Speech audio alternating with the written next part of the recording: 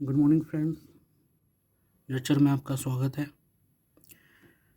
आज का हमारा टॉपिक है वेक्टर। Vector and scalar. हमने बेसिक मैथ फिजिक्स फिनिश कर लिया है, ठीक है। इसमें कुछ चीज़ें बच गई हैं, जैसे ट्रिगो बच गई है। इसको हम ज़रूर कर लेंगे, एक वीडियो डाल दूंगा मैं इस पर। बहुत छोटा सा ही टॉपिक है, ज़्यादा बड़ा है नहीं। आज हम चालू करते हैं वेक्टर। मैं आशुतोष कुमार, चलिए स्टार्ट करते हैं। तो वेक्टर क्या है? वेक्टर और स्केलर। सबसे पहले हम स्केलर वाला देखते हैं। स्केलर तो इसमें होता है only magnitude. Only magnitude is required. इसमें सिर्फ मैग्नीट्यूड की बात होती है, नॉट डायरेक्शन। इसमें डायरेक्शन की बात नहीं होती है, नॉट डायरेक्शन। जैसे एग्जांपल्स देखें तो एग्जांपल हमारे पास आ जाएगा डिस्टेंस, जैसे कि वर्क, स्पीड, टेम्परेचर एक्सेट्रा। तो ये हमारा स्केलर होता है, डिस्टेंस, वर्क, स्पीड। इसमें हमें मैग्नीट्यूड के अलावा डायरेक्शन की रिक्वायरमेंट नहीं होती है। वेक्टर क्वांटिटीज़ क्या है? तो वेक्टर जो हैं उसमें हमारे पास आ जाता है magnitude as well as direction. तो इसमें हमें मैग्नीट्यूड तो चाहिए ही, इसके साथ हमें डायरेक्शन भी चाहिए, बोथ। हमें दोनों की ज़रूरत होती है। एग्जांपल्स इसमें जैसे कि डिस्प्लेसमेंट है।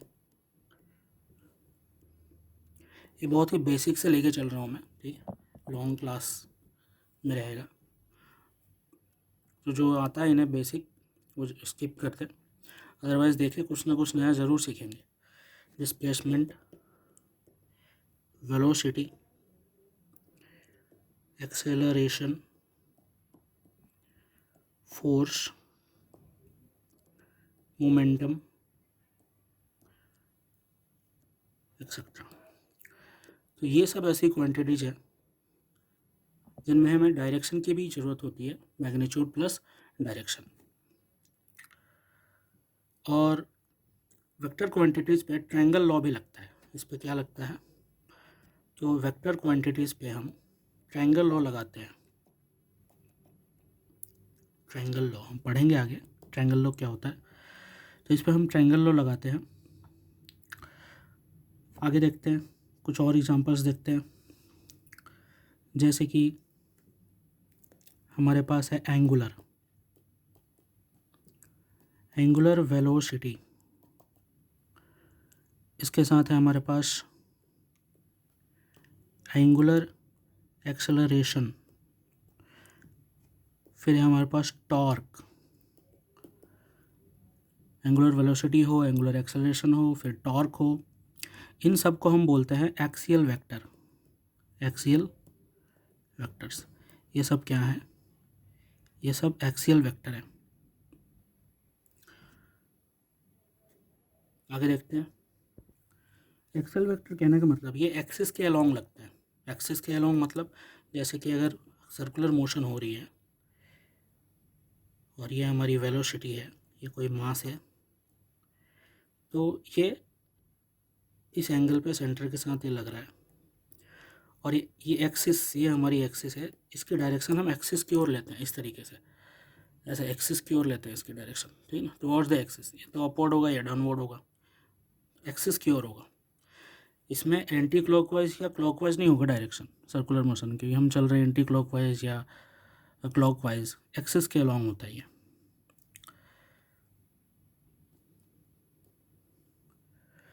जैसे कि वी वेलोसिटी के कुछ नोटेशंस हैं, वो हम देख लेते हैं। जैसे ये कहा वेलोसिटी, ये हमारा वेक्टर हो गया। कैसे दिखाते हैं? तो वेलोसिटी पे एक हम एरो लगा देते हैं, या फिर एनसीईआरटी ने इसको बोल्ड करके दिखाया। तो ये बोल्ड बनाना बड़ा मुश्किल है, तो हम इसी को फॉलो करेंगे, ठीक है, एरो लगा देंगे। तो इस तरीके से नोटेशन है, इस तरीके से हम किसी भी वेक्टर क्वांटिटी को दिखाते हैं। जैसे कि और दूसरा है स्पीड। तो स्पीड स्केलर क्वांटिटी है,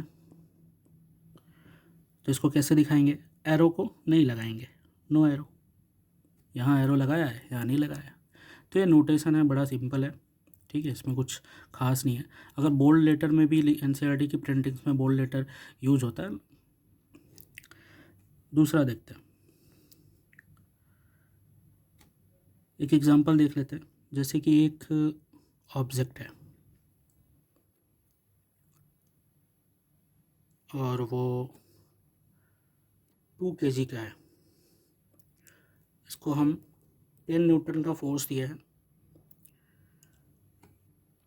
तो अगर मैं पूछूं फोर्स एक्टिंग ऑन पार्टिकल, अगर मैं पूछता हूँ फोर्स एक्टिंग ऑन पार्टिकल, कि पार्टिकल पे क्या फोर्स लग रहा है, तो क्या आंसर होगा? तो हमारा आंसर होगा 10 Newton in right direction. 10 Newton किधर लग रहा है? राइट डायरेक्शन में लग रहा है, ठीक है। तो मैग्नीट्यूड के साथ हमने डायरेक्शन भी लिखा, राइट डायरेक्शन। अगर मैं सिर्फ ये बोलूँ magnitude of force acting on particle, अगर मैं ये बोलता हूँ क्या, मैग्नीट्यूड ऑफ फोर्स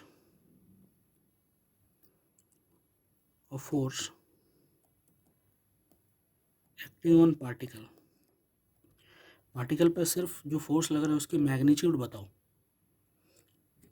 तो सिर्फ 10 न्यूटन लिख के काम चला देंगे। लेकिन सिर्फ ये पूछ रहा है कि फोर्स बताओ, तो फोर्स एक वेक्टर क्वांटिटी है, हमें डायरेक्शन भी बताना पड़ेगा, ठीक है, बहुत ही सिंपल है। और कुछ क्वेश्चंस देखते हैं। जैसे कि फिर वही 2 kg का हमने ले लिया और इस पर 10 न्यूटन का फोर्स लगा दिया। तो अगर मैं ये लिख रहा हूँ फोर्स और इस पर हमने मैग्नीट्यूड लगा दिया, तो इसका क्या मतलब हुआ? फिर हम कह रहे हैं कि फोर्स और इसको मोड लगा दिया, इसका क्या मतलब हुआ? और फिर हम बोल रहे हैं फोर्स और ऊपर एक कैप लगा दिया, इसका क्या मतलब हुआ? इन तीनों चीज़ों का मतलब समझते हैं। तो जिस पे फोर्स के ऊपर एरो लगा है ये तो वेक्टर को बता रहा है, ठीक है, तो इसमें हमें डायरेक्शन भी लिखना पड़ेगा कि 10 Newton in right direction, 10 Newton in right direction, ये राइट डायरेक्शन में लग रहा है। सिर्फ यहाँ पे मैग्नीट्यूड, ये मोड जो है वो सिर्फ मैग्नीट्यूड के लिए लगता है, यानी हमें वेक्टर की डायरेक्शन नहीं बतानी, तो यहाँ पे सिर्फ मैग्नीट्यूड यानी कि 10 न्यूटन, ठीक है। और ये कैप लगा हुआ है, इसका मतलब क्या है? डायरेक्शन। इसका मतलब क्या है? डायरेक्शन। तो इसका मतलब होता है ओनली डायरेक्शन, सिर्फ डायरेक्शन बताना है, यानी कि राइट साइड है।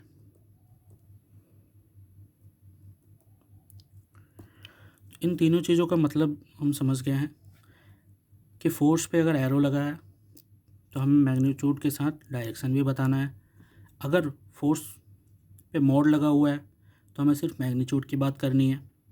अगर फोर्स पे कुछ नहीं लगा है एक्सेप्ट एरो, लेकिन एरो का आप देखिए डैश के फॉर्म में लग रहा है, तो इसे डायरेक्शन, ओनली डायरेक्शन की बात होगी, है सिर्फ डायरेक्शन बताएंगे। आगे देखते हैं, कुछ और रिप्रेजेंटेशन है, representation of vector.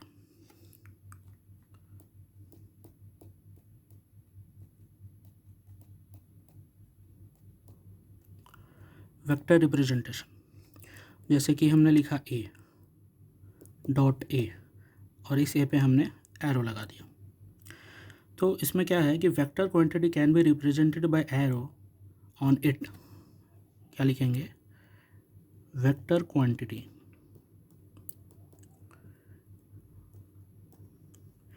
Can be represented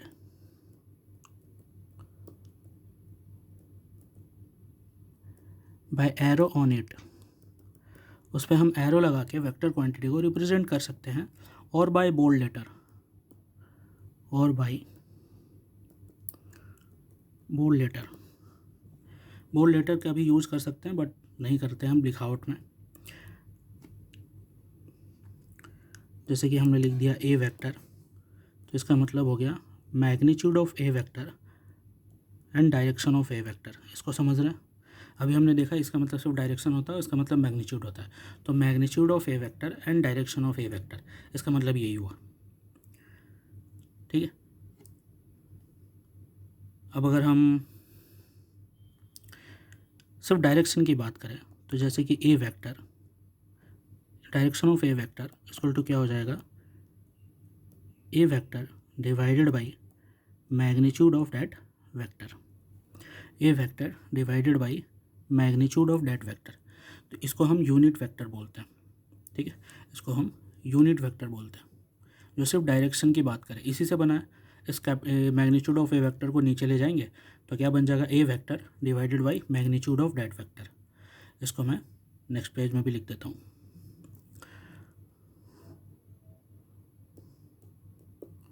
तो इसको कैसे लिखेंगे, A vector divided by magnitude of A vector. तो इसको हम यूनिट वेक्टर भी बोलते हैं, यूनिट वेक्टर भी बोलते हैं, या फिर अभी हम सिर्फ direction of vector, direction of vector, इसको क्या बोलेंगे, वेक्टर। इसको क्या बोलेंगे, magnitude of vector, A vector. ठीक है। तो किसी भी वेक्टर को हम मैग्नीट्यूड और उसके डायरेक्शन के फॉर्म में लिख सकते हैं। आगे देखते हैं एरो का क्या ख्याल है। तो अगर मैं एरो बनाता हूँ ऐसे,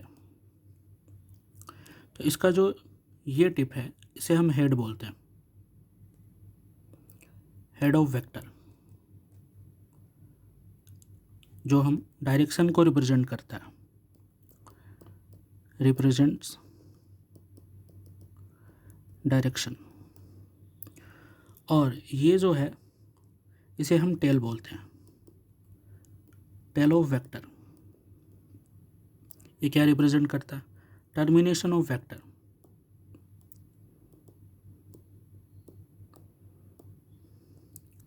ये टर्मिनेशन ऑफ वेक्टर को रिप्रेजेंट करता है। और साथ में हमारे पास क्या है, लेंथ है, इतना बड़ा ये लेंथ। तो वेक्टर का लेंथ भी इम्पोर्टेंट है, क्योंकि छोटा है बड़ा है वो बताता है कि वेक्टर की मैग्नीट्यूड क्या है। Length of vector represents magnitude. तो ये क्या है हमारा, लेंथ ऑफ वेक्टर।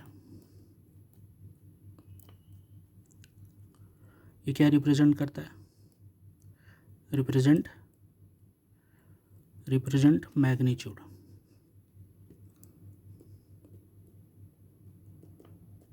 मैग्नीट्यूड, तो ये मैग्नीट्यूड निकलता है। तो ये जो हम एरो यूज़ कर रहे हैं वेक्टर के ऊपर, इस पर क्या क्या है, तो इस पर है हमारे पास हेड, टेल एंड लेंथ। अगर इसका मतलब इस वेक्टर में सबसे बड़ा मैग्नीट्यूड किसका है, इस पहले वाले का। उससे छोटा कौन है, ये दूसरा वाला। और सबसे छोटा कौन है, ये तीसरा वाला। तो मैग्नीट्यूड वाइज ये सबसे ऊपर है और सबसे लो मैग्नीट्यूड ये थर्ड वन का है। तो लेंथ, वेक्टर की जो लेंथ है वो हम एरो की लेंथ से दिखाते हैं। ये वेक्टर की मैग्नीट्यूड जो है वो एरो की लेंथ से दिखाते हैं। ये तीनों चीज़ें हैं, बहुत ही बेसिक्स है। अगर आपको आता है तो ज़रूर ये वीडियो में आगे बढ़िए, नहीं तो ये मैं बेसिक्स से लेकर चल रहा हूँ। आगे देखते हैं, कुछ और क्वेश्चंस देखते हैं। क्वेश्चन है जैसे कि वही ये 2 kg हमारे पास है, जिस पे हमने 10 न्यूटन का फोर्स लगा दिया है। 2 kg पे 10 न्यूटन का फोर्स लगा दिया। क्वेश्चन क्या है, in which direction particle will move. Question क्या है, in which direction particle will move. यहाँ तो मैंने एरो लगा दिया, अगर मैं मान लो एरो नहीं लगाऊँ, ये हटा लिया, एरो हटा लिया, ठीक है, और मैंने क्वेश्चन डाल दिया कि in which direction particle will move, किस में मूव करेगा, ऑप्शंस भी लगा दिया, जैसे कि राइट डायरेक्शन मूव करेगा, या फिर लेफ़्ट में मूव करेगा, या फिर ऑब्लिक मूव करेगा या फिर कांट से, कुछ कह नहीं सकते। तो इसका क्या आंसर होगा? ये वेक्टर है, इस पे फोर्स लग रहा है, 10 न्यूटन का फोर्स लग रहा है 2 kg के मास पे। तो चूंकि यहाँ पे हमने एरो नहीं दिया है तो इसके बारे में हम कुछ कह नहीं सकते कि किधर जाएगा, क्योंकि डायरेक्शन तो दिखाया ही नहीं है। ठीक है, एरो इज़ मिसिंग। क्या है यहाँ पे? एरो जो है वो मिसिंग है।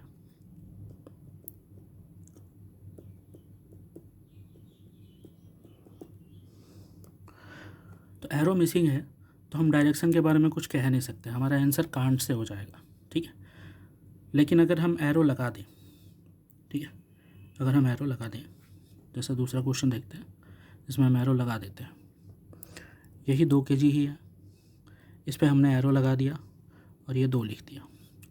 अब अगर मैं क्वेश्चन बनाऊं कि इन विच डायरेक्शन, किस डायरेक्शन में ये मूव करेगा, तो अब हम क्या बोलेंगे?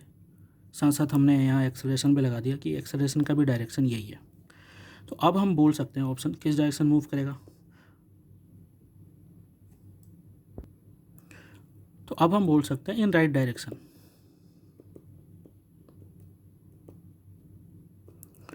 तब हम बोल सकते हैं हाँ ये राइट में जाएगा क्योंकि हमारे पास एरो है, और बाई कन्वेंशन हम लेते हैं कि ये हमारा क्या है, ये हमारा राइट है, ये हमारा लेफ़्ट है, ये हमारा अप है, ये हमारा डाउन है।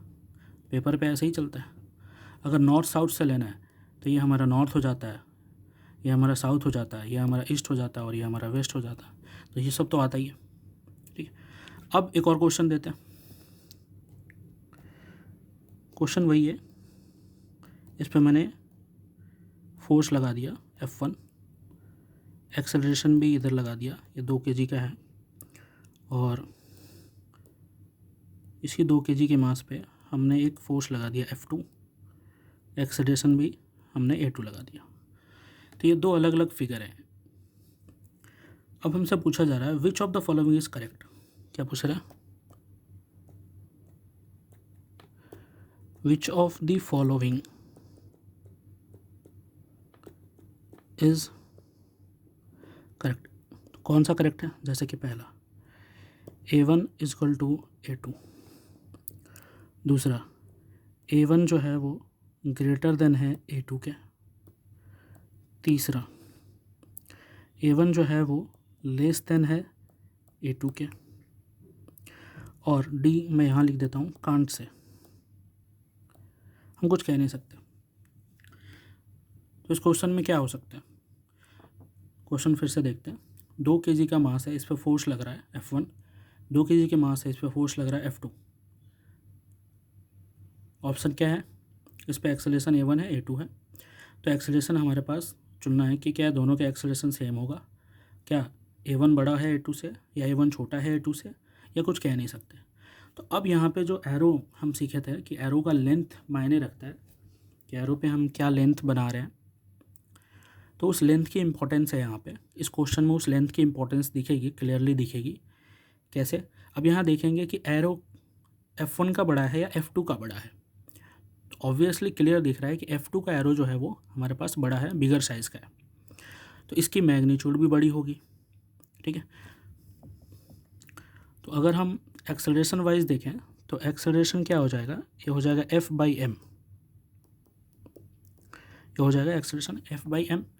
तो फोर्स, मास तो दोनों का बराबर ही है, ये भी हमारा 2 kg है और ये भी हमारा 2 kg है, दोनों 2 kg का है।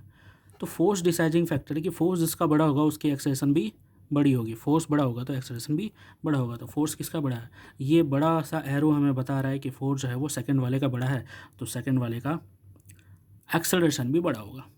तो सेकंड वाले का एक्सेलरेशन बड़ा, ये थर्ड नंबर। ठीक है, तो ये जो लेंथ, एरो का जो लेंथ है ये भी हमारे लिए मायने रखता है। ठीक है, उस पर बेस्ड ये क्वेश्चन है। आगे देखते हैं। तो आगे हमारे पास है basic properties of vector. Vector की कुछ बहुत ही साधारण प्रॉपर्टीज, उसे हम देखते हैं। Basic properties vector. इसमें क्या है, a vector can be shifted parallel to itself. इसमें हम क्या लिखेंगे, a vector can be shifted parallel to itself without changing its magnitude। Vector को हम शिफ्ट कर सकते हैं, एक जगह से दूसरी जगह शिफ्ट कर सकते हैं पैरेलल में, उसकी मैग्नीट्यूड को बिना छेड़छाड़ किए हुए। ठीक है, कैसे देखते हैं कैसे।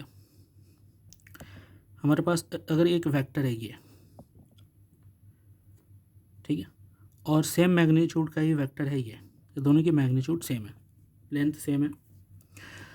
ये है वेक्टर a1 और ये है वेक्टर a, दोनों की मैग्नीट्यूड सेम है।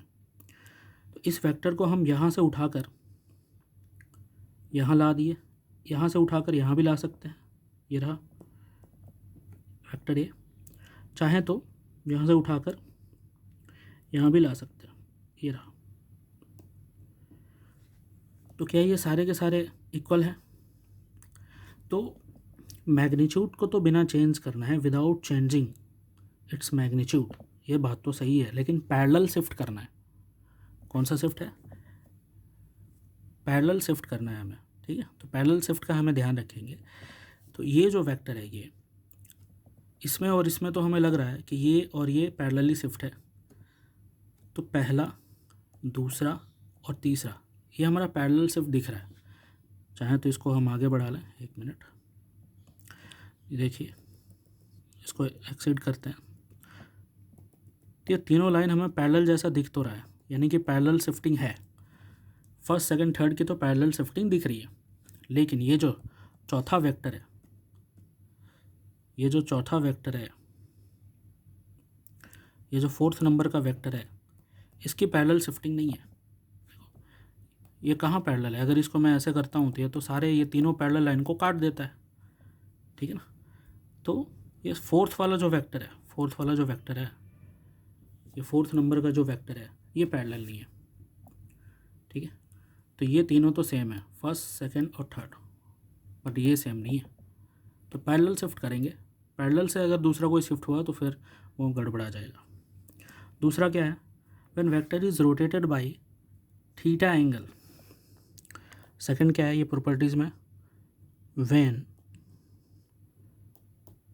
Vector is rotated by theta angle. Theta angle से हम वेक्टर को रोटेट करा देंगे विदाउट चेंजिंग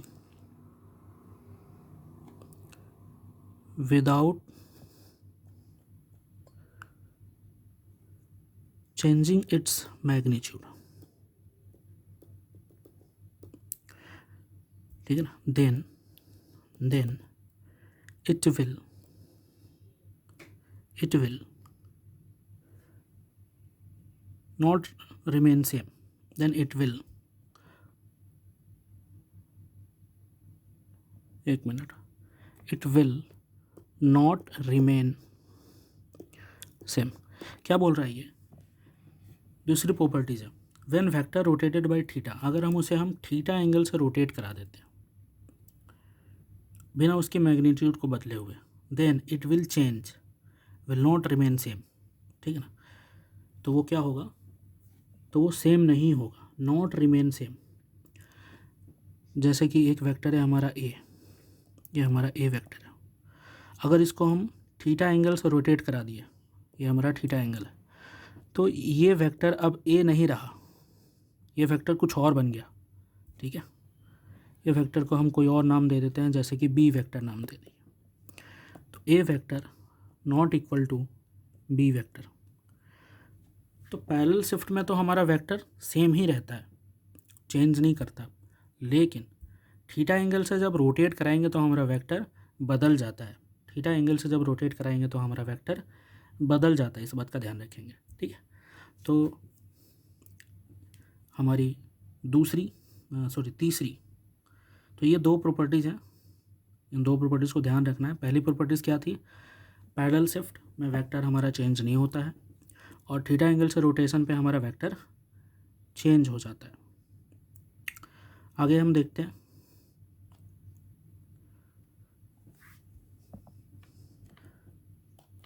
कुछ और प्रॉपर्टीज, जैसे कि vector having same direction can be added directly. Vector जैसे कि एक 10 न्यूटन का फोर्स मैं इस पे लगा देता हूँ, ये वही 2 kg का ऑब्जेक्ट है, और इसी पे मैं फर्दर 15 न्यूटन का भी फोर्स लगा देता हूँ। तो अब हमारा नेट फोर्स क्या होगा, एफ नेट।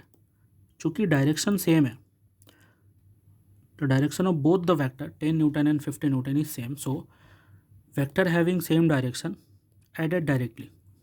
तो एफ नेट क्या हो जाएगा, 10 + 15, ये हमारा 25 न्यूटन आ जाएगा। डायरेक्शन क्या हो जाएगा, राइट साइड या राइट डायरेक्शन, जो भी लिखना है। तो vector are added directly, vector directly add हो जाते हैं, ठीक है, when they are in the same direction. जब वो सेम डायरेक्शन में होते हैं तो उसे हम डायरेक्ट ऐड कर सकते हैं। दूसरा क्वेश्चन है हमारे पास, या अगली प्रॉपर्टी है, vector having opposite direction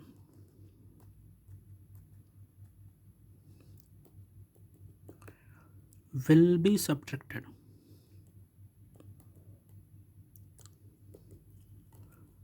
directly. जैसे कि इस साइड मैंने 15 न्यूटन लगाया, ये वही 2 kg है, 2 kg की मास है, और इस साइड मैंने लगा दिया 10 न्यूटन। अब हमारा एफ नेट क्या होगा, तो चूँकि ये अपोजिट डायरेक्शन में तो क्लियर दिख रहा है कि ये डायरेक्टली सब्ट्रैक्ट हो जाएंगे, ठीक है, किसी एंगल पे नहीं है, अपोजिट में है, ठीक है, एंगल दोनों के बीच में क्या है, 180 है, ठीक है। तो ये हो जाएगा 15 - 10, हमारे पास 5 न्यूटन आ जाएगा इन राइट डायरेक्शन। समझ में आया। अगली प्रॉपर्टीज देखते हैं। अब है हमारे पास कुछ, जैसे कि पैरेलल वेक्टर्स हैं, ठीक है, हमारे पास है जैसे कि पैरेलल वेक्टर्स हैं, फिर हमारे पास है एंटी पैरेलल वेक्टर्स हैं, फिर हमारे पास इक्वल वेक्टर्स हैं, फिर हमारे पास अपोजिट वेक्टर्स हैं, अपोजिट वेक्टर है, आगे हम कोप्लेनर है, कोप्लेनर वेक्टर्स है, परपेंडिकुलर या ऑर्थोगोनल वेक्टर्स हैं, परपेंडिकुलर जिसको हम ऑर्थोगोनल भी बोलते हैं, ऑर्थोगोनल वेक्टर्स भी बोलते हैं। फिर हमारे पास यूनिट वेक्टर भी है, यहीं पे लिख देता हूँ, यूनिट वेक्टर्स हैं। तो ये सब हैं जिनके बारे में हम आगे देखेंगे। और भी कुछ हैं जैसे कि नल वेक्टर है,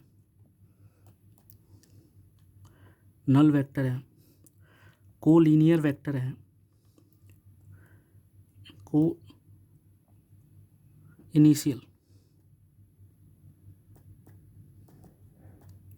कोइनिशियल वेक्टर भी होते हैं और कोलिनियर भी होते हैं।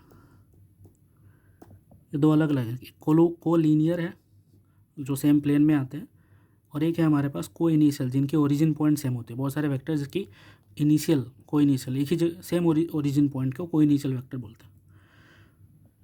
तो ये सब है हमारे पास, इसे हम देख लें या फिर अगले लेक्चर में करें, क्योंकि 30 मिनट हो चुका है मेरे ख्याल से। इसे हम नेक्स्ट लेक्चर में करते हैं, ये हम रहने देते हैं यहाँ पे, ठीक है। तो फिर मिलेंगे नेक्स्ट लेक्चर के साथ, जिसमें हम unit vector, parallel, anti parallel, equal, opposite, coplanar, perpendicular, null, coinitial और कोलिनियर वेक्टर के बारे में देखेंगे, और कुछ एग्जाम्पल्स बेस्ड क्वेश्चंस भी हम देखेंगे। तो चलिए, थैंक यू, देखते रहें